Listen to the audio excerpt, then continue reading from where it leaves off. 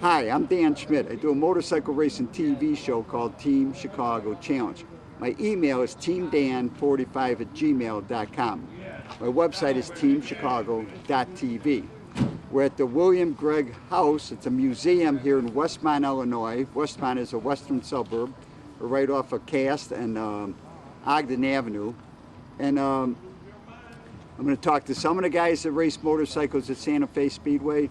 They have this exhibit inside about Santa Fe Speedway. They invite us as motorcycle people because every Wednesday night, starting in the end of May all the way through September, motorcycles every Wednesday night, and he had some of the top riders in the country.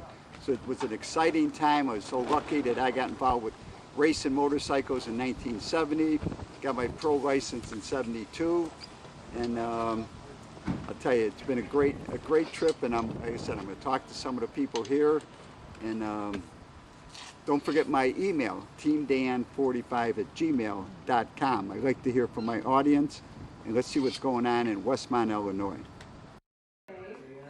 As I go inside the William Gregg House, I spot this photo and this poster to Howard Teat. Howard Teat built the modern track here, Santa Fe Speedway, in 1953. His father, Frederick, built the track and a picnic ground back in 1896. The first automobile race was on May 31st, 1953, and motorcycles began racing at Santa Fe in 1954. Let's talk to one of those racers. Okay, I'm Ed Kubik, and I raced at Santa Fe Speedway back in 68 to 72. And actually, most people didn't know me as Ed because the leathers I wore were from Jack McNary, national champion, so it always said Jack on there. So people were confused as to who I was. Well, one night, I was like a nobody. I wasn't really that good of a racer. A fella comes up, a friend of mine comes up, Chester Anderzak, and he goes like, "You better hurry up putting your bike back together because you're in a second heat race."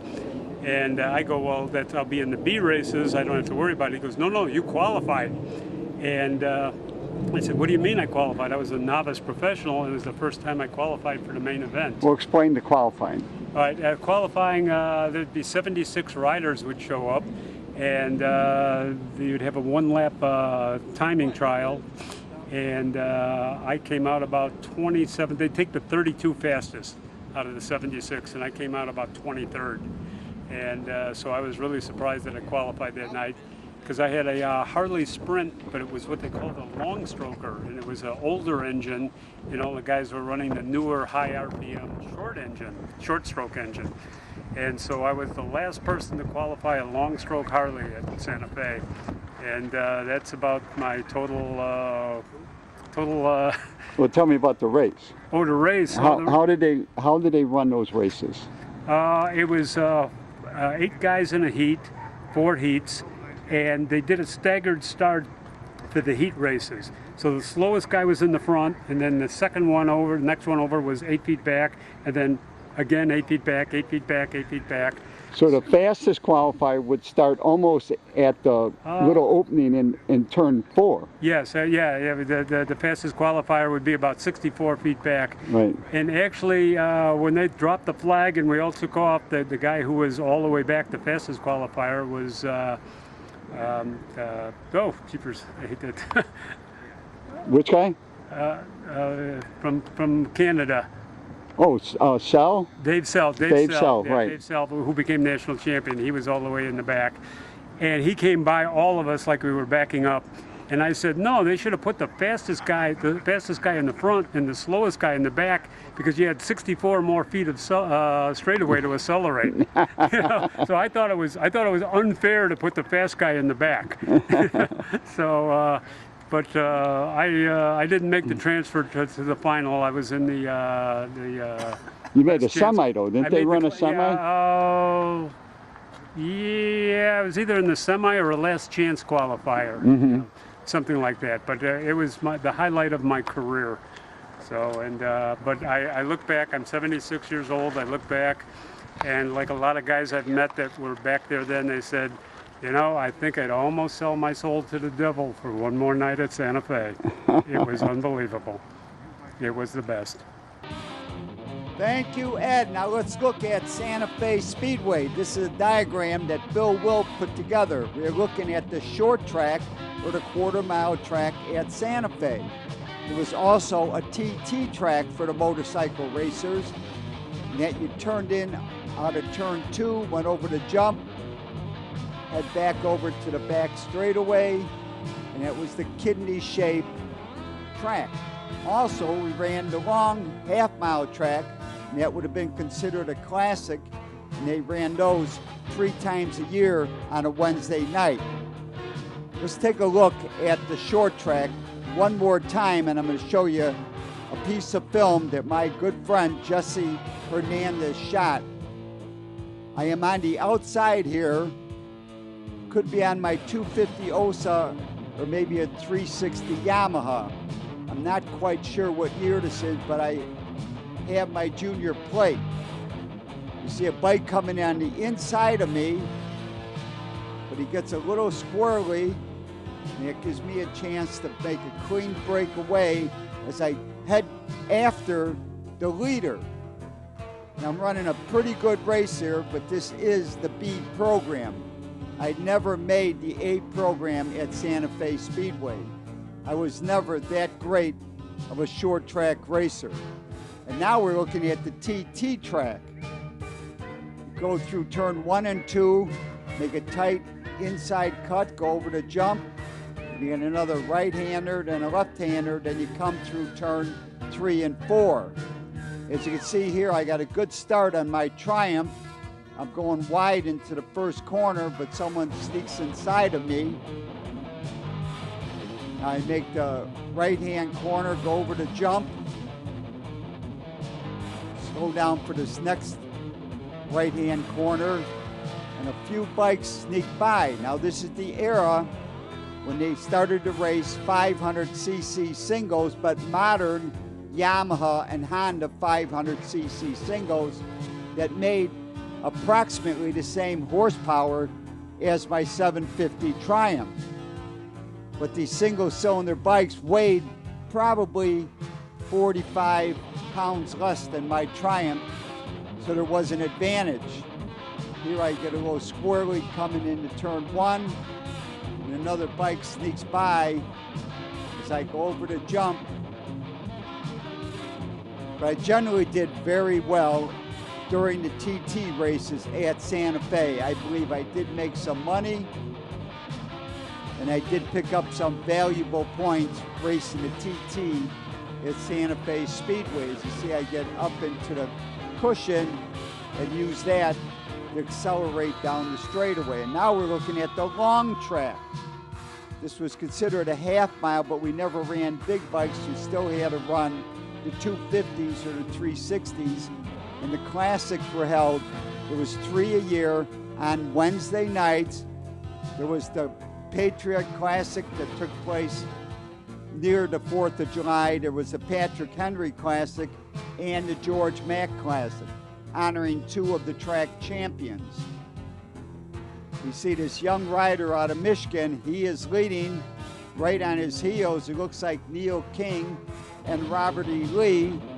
And in 4th place in this race, it looks like my good friend Bill Wilt, the producer of Motorsports Unlimited.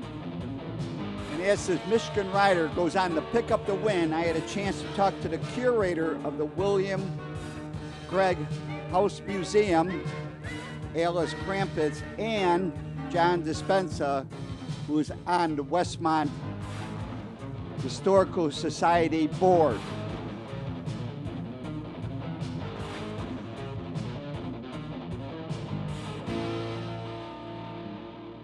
Hi, I'm Alice. I'm the curator of the Gregg House Museum, and the Gregg House Museum was built in 1872 by a brickmaker named William Gregg.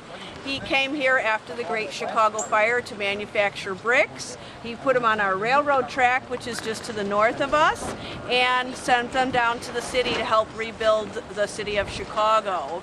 Our day today is the Santa Fe Speedway Day for motorcycles, so we're excited to have some people here with their motorcycles and share their history and their memories of their time at Santa Fe Speedway. We actually borrowed materials from the Flag Creek Historical Heritage Society. I'm sorry, that's their name, the Flag Creek Heritage Society, and they were kind enough to share materials. We just thought it would be a fun exhibit, but all of a sudden, John Despensa here, who is one of the directors of the Historical Society, went to our local cruising nights in downtown Westmont, ran into some people with history at Santa Fe Speedway, and all of a sudden, we had tons and tons of interest in our exhibit, and it has grown considerably. So, John, maybe you can tell us a few of the people who are famous in Westmont and who loaned us some things, and a little bit about your writing of some of their history. Well, we've come across quite a bit of Westmont residents, or former residents, that were involved with Santa Fe, either as mechanics, drivers, car owners, builders, painters, etc. We even had a race official work here at one time. But one of my friends, Ronnie Fisher, used to race there. Ace Kohler, famous Westmont resident that was a mechanic at Santa Fe and raced a few times there. Bruce Monkman was a mechanic. His wife Dolores was a powder puff champion there. So there was a big Westmont connection involved with Santa Fe. So we had a great time putting this exhibit together, and they also did a great job organizing it. And, it just evolved into something huge. So. Okay. One name we forgot to mention was also Jim Gleason. He made a presentation along with Ace and Bruce and Lenny on our Santa Fe Day, which was for stock cars, was on September 24th. We had about 128 visitors that day, and we also had some Hot Wheels races for the kids. Ron Mignot brought his stock car. He's selling it if anybody wants one. It's only $18,000. So again, it was a great time, and we really appreciate our motorcycle group coming out. Dan, thank you so much, and the people that visited us today. Thank you, Alice and John, as we spot a sign that used to be off of I-55 right at Willow Springs Road, and my good friend Chuck Weber made this diorama, captured the essence when you would drive out to Santa Fe Speedway. And now I'm going to talk to a few of the folks that showed up. Let's talk to Phil, Charlie, Clyde, and Josh and see what they have to say. Bill Gardner. I used to race motocross at Santa Fe Speedway, but I hung around with the Gruber brothers and Dave Bogus and traveled the pro circuit for 3 seasons. Enjoyed every minute of it, and I hope to see those guys again soon. Thanks. So what kind of bike did you motocross it? I raced RM250, and then I ice raced Bultaco Astro 250, a BSA B50, and an RM250. So you did all your ice racing at the Mineola? Mineola, and I have pictures if you'd like to see them of what it looks like today.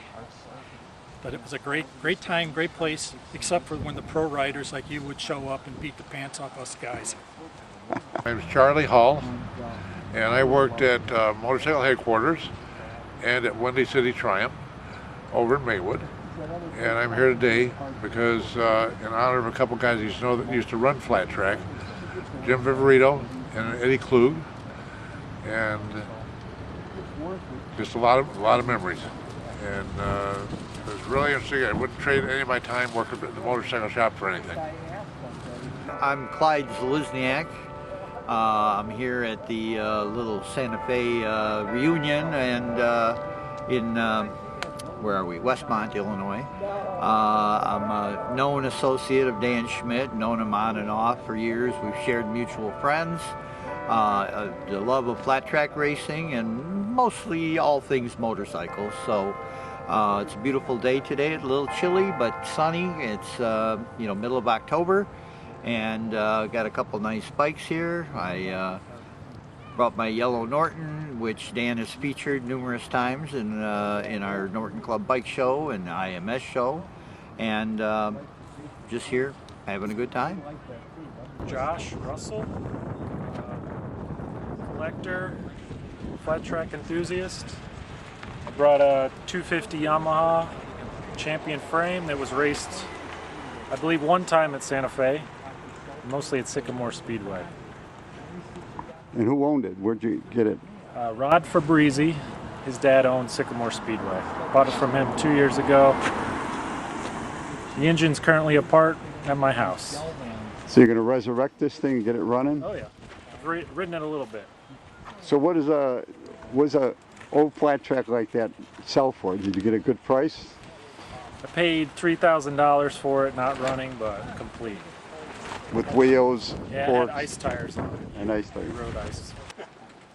Thank you, gentlemen. As we get a chance to look at Josh's champion frame, we're going to look at my late great friend Jim Viverito's Yamaha short tracker, and I promised his wife Marilyn that I was going to race this bike at Springfield in memory of my good friend. Now let's hear from Jim Viverito. First of all, I want to thank everybody for coming out today. We really appreciate it. It was kind of a short notice the way we put this thing together. But the word got out. We had a great turnout. I hope everybody had a good time. I know the food was good. A lot of good bench racing, and we're going to do this again next year. It's going to be a yearly tradition. The Sunday after Thanksgiving. So mark your calendars, and we'll be in touch with you all. Now, the last time there was a Legends of Chicagoland Motorcycle Racing brunch was in 1993. And the concept was originated by two gentlemen who have been in the motorcycle business for a long time. One is Don Otto, the other is Warren White. Warren White, where are you? I know you're here somewhere. Warren? Well, while we wait for Warren, it started out to be an annual thing. Then they did it semi-annually, and it kind of dropped off for a couple of years. So we kind of picked up the ball. This is Warren White. There's Warren White. And we kind of ran this thing this year, but we want to recognize the fact that both Warren and Don Otto, who is not with us today, originated this thing and originally organized it and did a lot of work. It was their idea. Excuse me one second.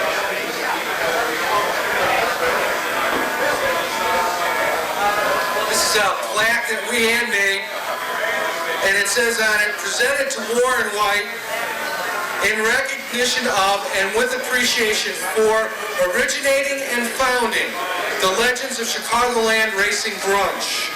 Thanks for getting us together, November 30th, 1997. Warren, thank you very much. Would you like to say a word? It's good to see you all here today, and it's just too bad my partner Donnie's not here, but he had to work today, otherwise I'd try to meet him. But I'd like to thank you and Dan here for getting us all together. And it's not that we didn't want to do it, it's just that a lot of things being in the motorcycle business kept coming up. And the place that we used to have it at had closed down, and this is a perfect spot. I'm enjoying myself. I'm sure everybody else is that I've never been here before. It looks like a place that we look forward to coming back again to. So thanks again. I see so many people here. I hope you're all having a good time. Those of us involved in motorcycle racing and motorcycling in general, it's a very special community of people, and we look forward to doing this again.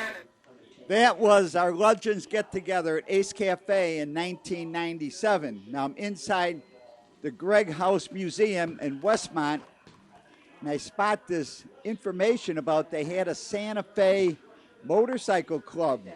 I never knew about that. It was very interesting. And now we spot a picture of the announcer at Santa Fe Speedway, Jan Gabriel. He was one of the greatest announcers ever, and he was a guest at one of our Legends brunches. So let's go to that right now as we hear from Jan. It would be surprising to me if you wouldn't see a national number 1 or 2 or 3 or 4 on a Wednesday night, and it was true. But the backbone, the true backbone of Santa Fe were two groups of people, and not necessarily in this order, but there were a lot of local riders. Billy Wilt as an example, who hated it when I called him Billy. Danny Schmitt, Al Bloom is here. The Ulickies, I remember them from Wisconsin.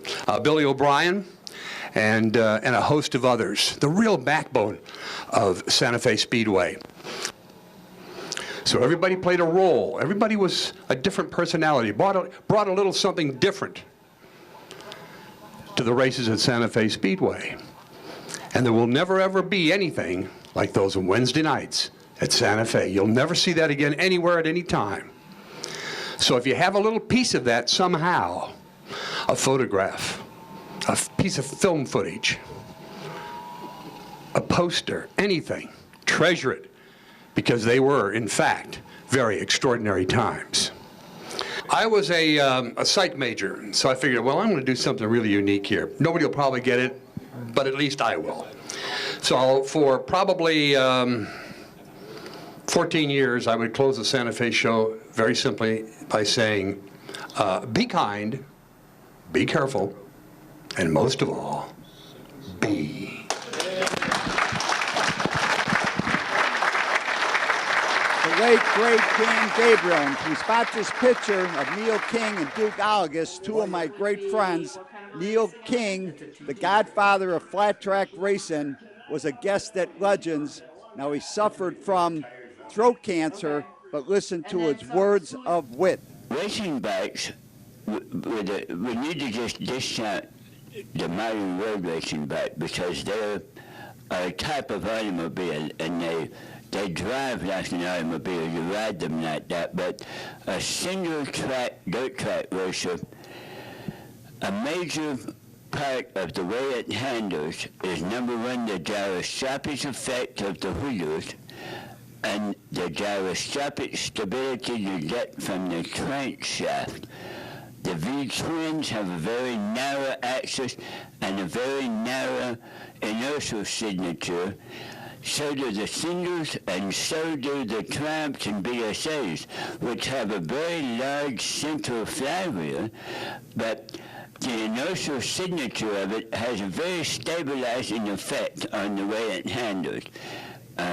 The most difficult form of racing in the world is motorcycles, single-track vehicles, because they do not have a normal attitude, as the aircraft guys say. The thing can't stand up by itself. And next to a helicopter, they're the most difficult thing there is to control. Mostly from fairly close to Chicago, many of whom only rode the races at Santa Fe. It was always just an absolutely splendid track.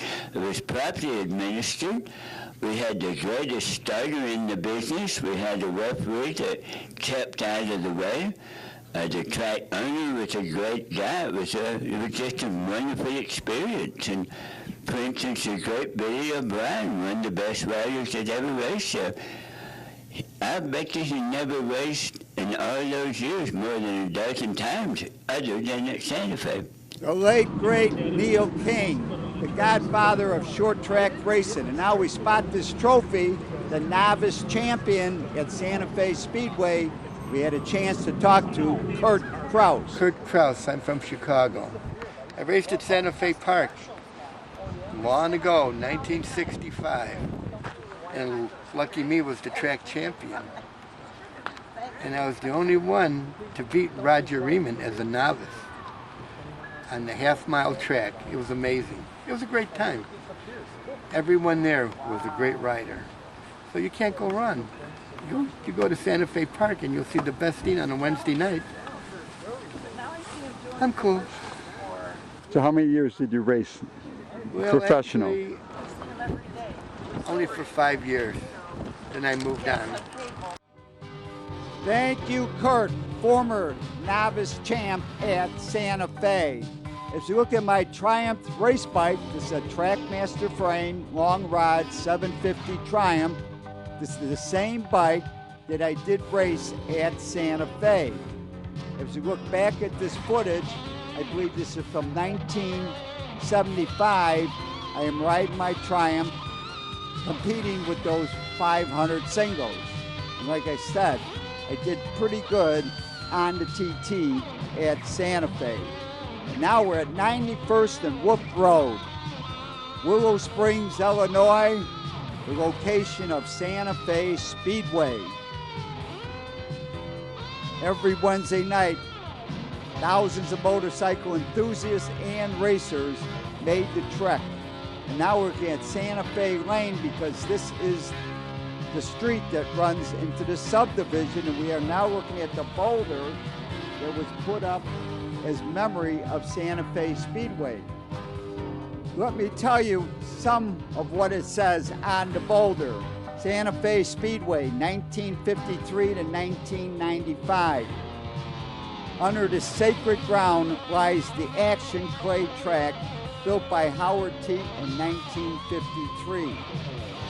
Hosted a weekly stock car racing program that was their mainstay. Motorcycle racing with many national championship events, sprint cars, midgets, demolition derby, and many other motorsports events were held at Santa Fe Speedway. For more information on the Gregg House Museum, go to westmontparks.org, westmontparks.org. On Facebook, you can go to Gregg House Museum. To contact me, and I love to hear from my audience, it's teamdan45@gmail.com. You can always search on YouTube with Dan Schmitt Motorcycle Racing for great motorcycle racing action. And I highly encourage you to visit the World of Motorcycle Museum, Winamac, Indiana, 4 miles south of North Judson on Indiana 39. Give them a call first at 574-896-3172. It's a great trip and a great collection of motorcycles.